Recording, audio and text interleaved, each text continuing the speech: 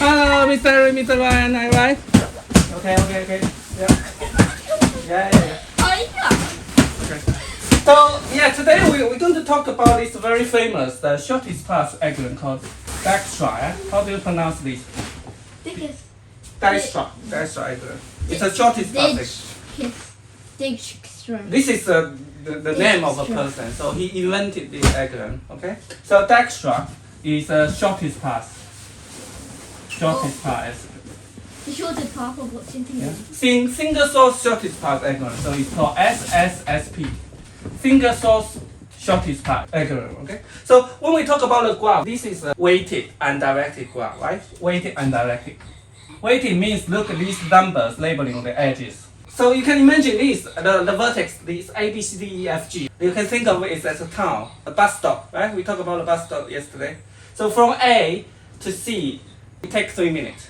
From C to D costs 4 minutes. Right? This is directed, so it means both ways, but we can put a direction as well. How come D to D is... Yeah.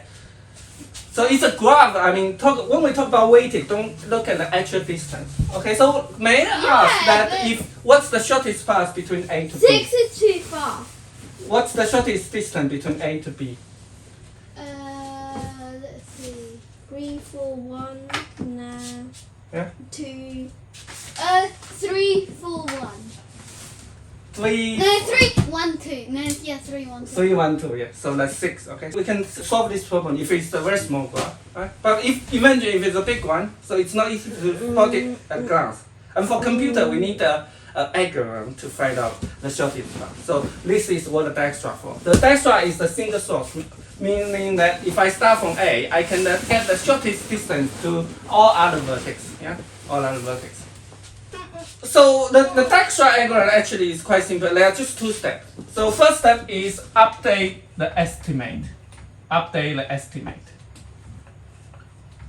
The second step is to pick the next vertex.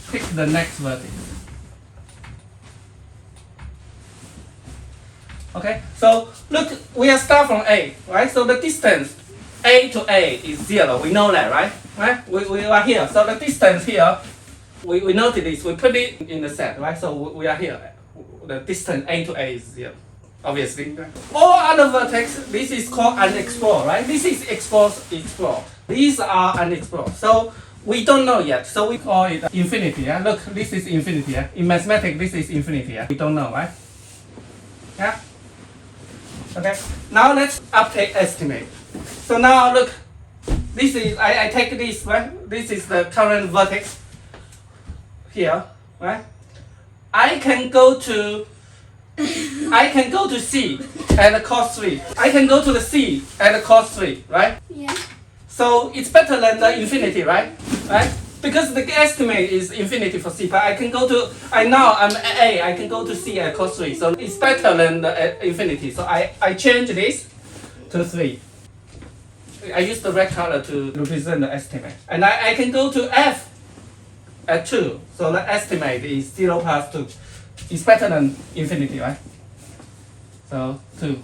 Okay. Now I done the first step. The second step, pick the next vertex. How do we pick the next vertex? So we pick the vertex which is in unexplored with the smallest distance. This is the unexplored. Yeah? We are explored here. Unexplored is this big. With a small distance, with small cost, 2 or 3. Yeah, 2, right? We pick 2. So right here, we pick 2. F to C, 2 plus 3 is 5. It's bigger than 3, so we don't update it, right? We don't update it because the previous estimate to C is 3 is better than our current estimate, 2 plus 3, right? F to E is 5. 5 is better than infinity, right? 2 plus 3 is better than infinity, so we update it to 5. F to B is 2 plus 6. Better than infinity, we update it to 8. F to G, 7, right? 2 plus 5, better than infinity. So I update it to 7. Okay? These 2 are explored. And all others are unexplored. So what's the smallest vertex that in the unexplored? C, right? Because look, 3, 5, 7. I pick a 3. Yeah? So now I'm here. I pick the 3. Remember the A, C, the numbers, with the numbers, these are explored. I pick a 3. C to D, 3 plus 4 is better than infinity, so I change it to 7. C to E, right? So it's the 3 plus 1 equals 4. 4 is better than 5, right? Look, 4 is better than 5, so we change it to 4, right? That would be it. All the edges connected to it, right? 1, 2, 3, 4 are explored, right? So which one is explored? So we go pick the A, we pick the B, we pick the C. So in the unexplored, we want to pick the smallest distance. So it's E. It's E, right? It's E. Because E we haven't explored it yet. Okay, so now let's do this estimate again. E to B, right? 4 plus 2, 6 better than A, right? We reach the B, right? So B 6 is the smallest, right? Who answered the 6? You said 6, right? Yes. Okay. So look, 2 steps. Update the estimate. Pick the next vertex, which is unexplored, and then with the smallest cost. So this is Dijkstra. And look, remember that when we explore the vertex, we assume we already have the best answer. So that's why it's fast. The time complexity is, if we're using the priority queue, yeah. So it's O edge plus V times log V. V is the number of vertex. Okay? Yeah. So look, it doesn't work with the negative weight sometimes. Why is that? Look, when we explore this B, right? We explore this B, which is 6.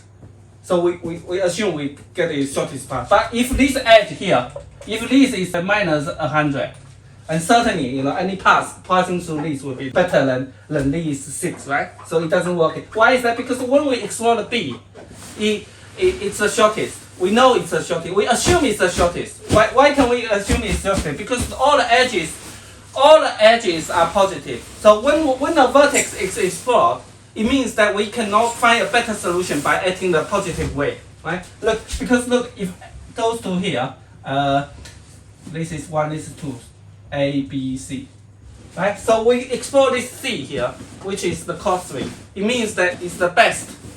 We cannot find any more edges, right, connecting to it by making it better, because all our edges are positive, right? So it means that this method only works for a graph which doesn't have a negative weight. Okay, single source shortest path, right? And then when we implement it, we're using the priority queue. So Dijkstra, we mentioned about the uniform cost search. This is actually a variant of Dijkstra. So there are many Dijkstra variants. So they can classify it as the best search. So have you got this? Look, pick the next vertex from the unexplored vertex, which has the smallest cost. Remember the breadth search? Remember? Yeah? We use the queue. First in, first out, right? So we are replacing the first in, first out with the priority queue. First in, best out. Yeah? So this is the variant of Dijkstra. So for the breadth search, it only works on the unweighted graph. All the weighted graph with all the weights equal, or with the equal weight. Yeah? Unweighted graph, right? Unweighted graph. But for these Dijkstra variants, it works on the weighted graph, because the cost is different, right? The cost is different. So the difference between breadth search, yeah. Well, let's talk about this a little bit. Breadth search is using a queue. Breadth search and this Dijkstra, all the UCS, right? This is the variant here. So this one is using the queue. This one using the priority queue or heap. Priority queue or heap. Alright? So it works on the unweighted graph. Unweighted graph. This works on weighted graph. So if it's on the weighted graph, if an algorithm can be used on the weighted graph, it can also be used on unweighted graph, right? Because the unweighted graph is a subset of weighted graph. Am I right? Mm-hmm. Because the weighted graph, if we set all the weights to 1, to equal weights, that will be unweighted, right? So, and the time complexity for this breadth search, usually we can think of it OVE plus V. In the worst case, all the edges, all the vertex are explored. And for the Dijkstra is OE plus V log V, right? Because we're using the heap. then each time to extract the minimum from the queue is log v time, and then in worst case it will be OV, right? Right? Okay, so let's implement this a little bit, okay? So we will talk about a uniform cost search again in the next few lessons. So Dijkstra, define Dijkstra.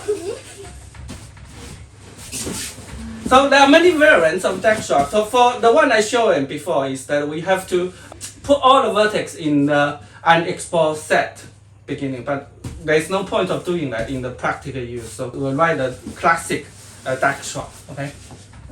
G and star n. Right? So distance equals the default at the beginning. This default dictionary infinity, right? Infinity at the beginning. D is the distance to all other vertex. Remember, this is a single source shortest path. So ds is 0, right?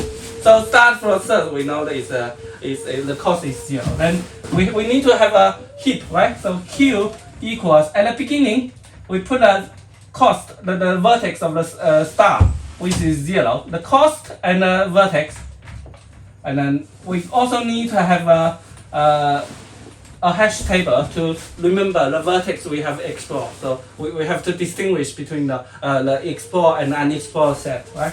So wire q, then we take one element. So we cost the vertex equals heap pop q, right? We take one. This is to extract the minimum. To extract the minimum from the heap, from the priority queue with the minimum cost, right? So now look, if v in syn, if we haven't seen this, if it's already in the export, we just continue, and otherwise we put it in the hash set single add v. For getting the next vertex, next weight in gv, right? So this is to getting the edges, the vertex and the weight connects to the vertex v, and then we have to check if the current cost is c plus this v if it's smaller than dx, right? So we find a better path, a shorter path. Then we update it. Dx equals c plus v, and we have to heap push q c plus c plus w x, right? And then return de. Look, de. D is a dictionary, right? So default dictionary. If we can also use the d dot equals this, but if we use this one, we have to be careful when the key is not existent. So this has to be changed as to d dot get x infinity. So by default, the value is infinity. Means that if we the initial cost to the vertex x is infinity, right?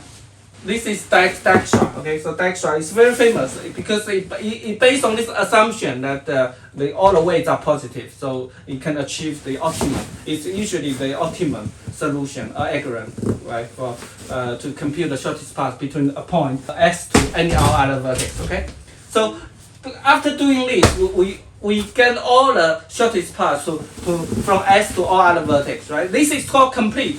And remember, when we find the breadth search, yeah, usually we'll find the destination and we just return. And this is not complete, right? Because it doesn't find the shortest path between s to all other vertex, right? But this algorithm is complete, okay? So yeah, this is Dijkstra. It's very useful. And there are many variants, and this is one of the variants that uses the priority queue.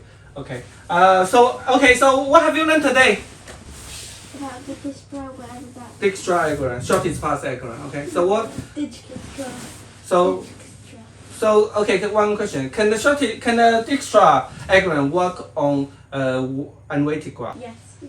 Yes, because it works on weighted graph. Of course, it can work on unweighted graph, right? So breadth search work on unweighted graph. No, because it only can work on unweighted. Oh yeah, unweighted graph. Okay. The breadth search can only work on unweighted graph. Okay. Have a depth search. Very good question. Depth search usually not suitable for the finding the shortest path because it has to exhaust all the paths in the graph. But we have this depth limit search and combined with the iterative deepening, then we can achieve the finding the shortest path by combining of this depth limit search with iterative deepening. And we mentioned that before, right? Okay, that's it for today. Bye bye.